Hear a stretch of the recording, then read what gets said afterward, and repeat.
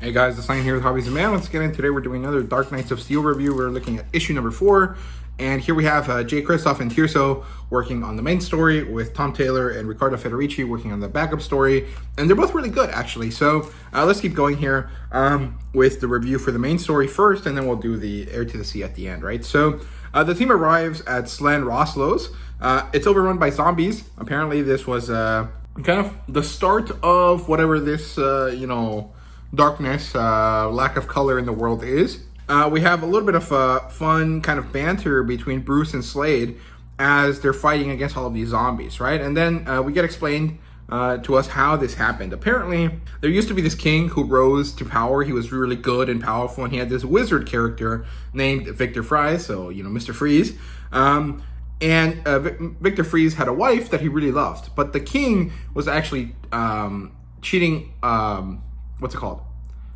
He was cucking Victor. He was Victor's wife was cheating on him with the king, probably because he was the king, and so it makes sense. I'm sure there was like a reason for it, but Victor obviously doesn't understand or care because he's Mr. Freeze. And so in his anger, he uses his wizarding powers to put a curse on the king, the whole kingdom, and the land all across them. This turns everyone into zombies and then starts to spread across the region of the world that they are in, right? This kind of northern region.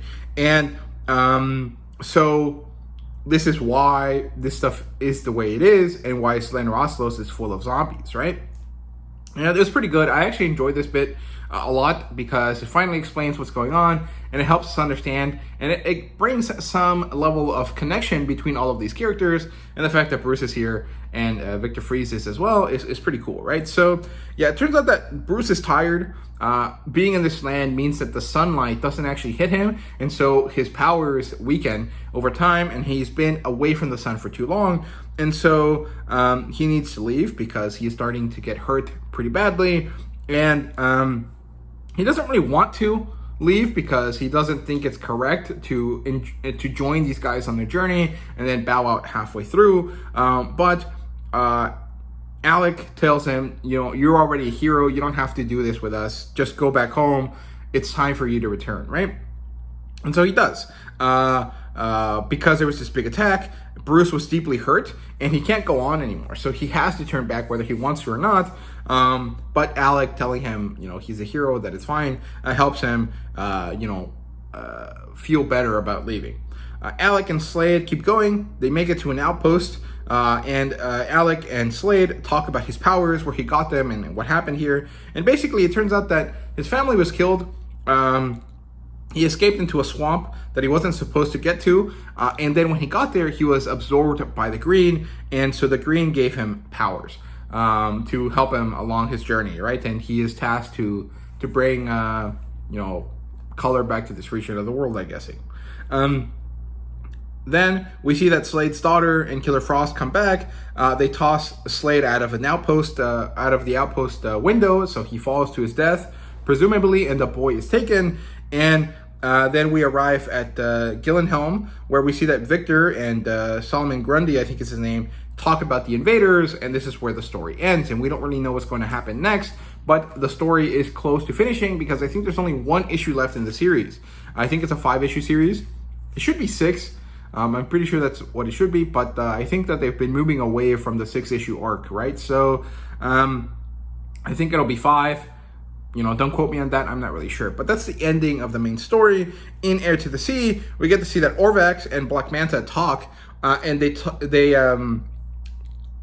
basically Black Manta is mad at Orvax for the fact that Arthur Curry is still alive, and so he forces Orvax to go talk to King Shark, who's a pirate, and he is tasked with getting King Shark to go hunt down the boy and bring him back.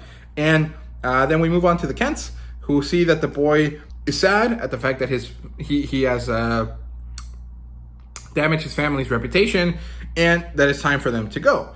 They are found by King Shark. They fight. Waller and Jim Gordon show up to help them, and King Shark bites Martha. And it looks like it's a very damaging bite. It seems like maybe she'll die. And so Arthur gets really angry. He gets really mad at this, and he punches King Shark in the chest, assuming that he's not gonna do anything, but because it's Arthur Curry and he has superhuman strength, he actually punches through King Shark's chest, and so he kills him, presumably. So we don't know what happens here, but that's basically the story for this part of the Heir to the Sea backup. It's pretty awesome. I really, really like it. I would love to read this in one go, you know, when it's collected, maybe as its own issue later on, or maybe as part of the trade. I'm not really sure, but I think it'd be really awesome to read in one go. I think it'll be much better than doing it, you know, week by week, or sorry, month to month. But overall, I just had a fun time with this. I really enjoy these issues here. I think that Jay Kristoff's, you know, epic fantasy type story is really good. And I'm not that big of a fan of Tom Taylor, but I do enjoy some of his Elseworlds stories, and I think he's doing a great job. And Riccardo Federici's artwork is phenomenal. I really freaking love it. I think it's so good, right? So, yeah, those are my thoughts on Dark Knights of Steel number 4. Let me know what you thought down below. Thank you guys so much for watching, and see you guys later.